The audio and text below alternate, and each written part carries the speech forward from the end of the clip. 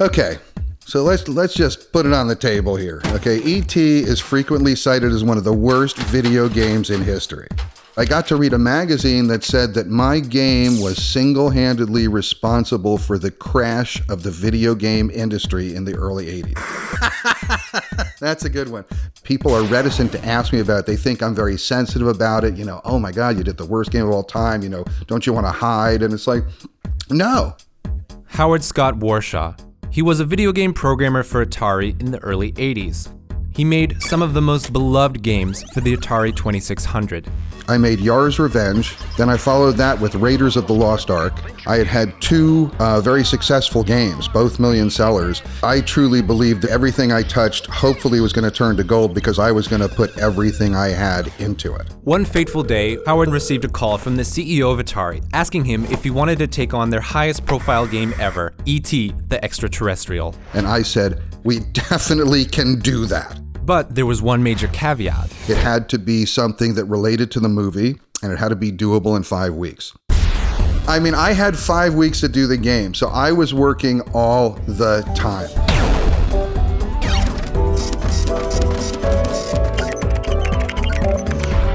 E.T. was going to be a basic puzzle game with some challenges that you run around to solve, and if I redistribute the pieces among enough different random places, it makes a fresh challenge each time around, and bingo. When it was released, E.T. was an immediate success, selling over 1 million copies. But a few months later, things started to turn. Retailers are starting to find that the game is not moving, it's coming back. A lot of people are disappointed with it. Because of the poor planning and tight production schedule, Howard failed to catch a fundamental flaw in the game's design. There are too many times where you make a move, you do something, and suddenly you wind up somewhere else, now suddenly you're somewhere else, and there's too many places in E.T. where the user is disoriented. And that's a sin of which I am guilty, and I have been serving penance.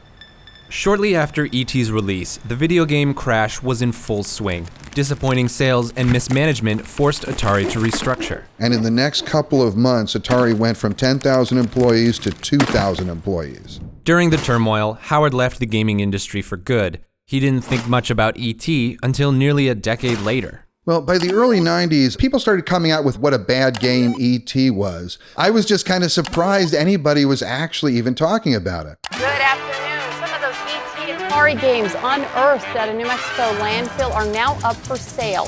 Beaten up cartridges on eBay are going for hundreds of dollars a piece. So we had a poll online where fans could choose what game they wanted to see you play. Okay. They chose this, E.T. the Extraterrestrial. Even 30 years later, this obscure thing that I did so long ago in just 5 weeks, it's still generating excitement and enthusiasm. I get emotional just talking about it now because I just felt I was at the center of something that is still meaningful. And that is a huge success. So when people ask me, was E.T. a failure?